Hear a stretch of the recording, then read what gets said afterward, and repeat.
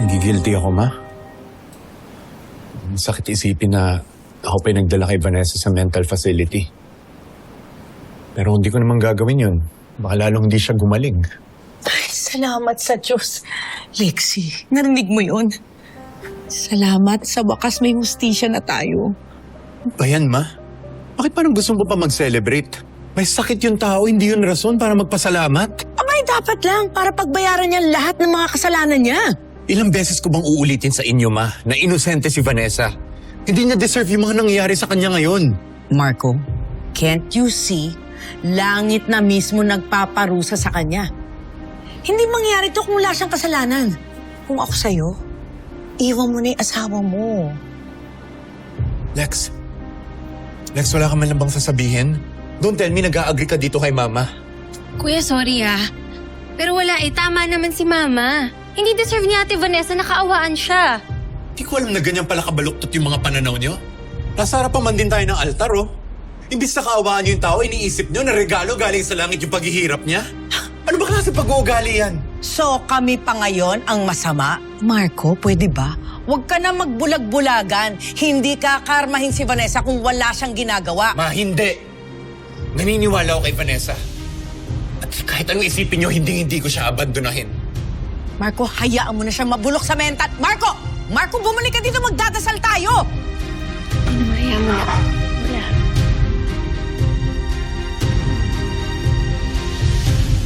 Sana madama mo ang apoy.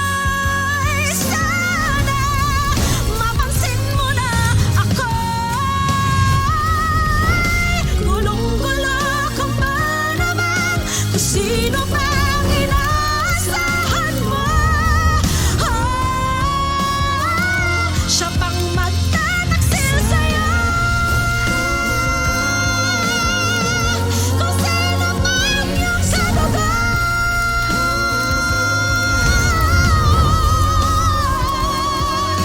Gulong-gulo kung ba naman kung sino man inaasahan mo. Siya pang magtataksil sa'yo.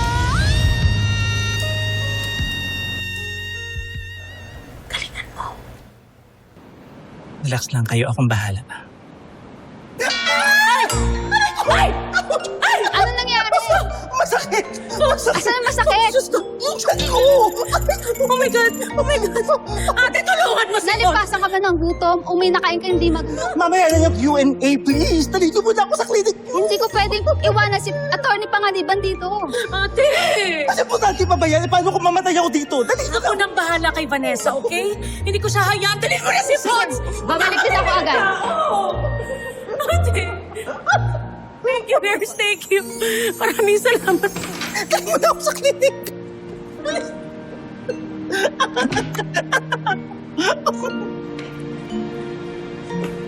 Besh!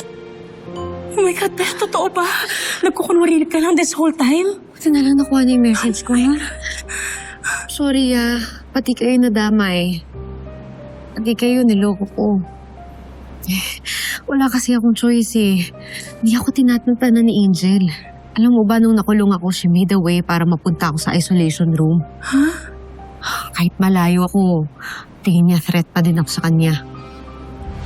Sorry, ayoko rin gawin ito, ha? Kaya lang napag-iinitan ka dahil may nagsumbong tungkol sa'yo. Sino? Si Angel. Si Angel nagsumbong, no? Nang yung babaeng yan? Sana naman! Ayaw na ako tantanan, kaya ako nakulong dahil sa kanya! Kaya doon ako napaisip, paano ako titigilan ni Angel? And that's when I realized, tulad ng mga preso, ang mga nasa mental institution, madalas na overlook. Wala namang tamang papatol sa baliw, So nag-practice ako. Inaral ko kung paano maging unstable. Yung kakaawaan, yung hindi napapansinin kasi ang alam ng iba, sumuko ng katawan at utak ko sa buhay. Kapag ganito ako, mas hindi ako pag-iinitan ni Angel, pati kayo. Mas magagawa natin yung plano na kung paano ako makakaalis dito. Tsaka kung paano makakaganti kay Angel na yan. Besh, sigurado ka ba sa plano mo?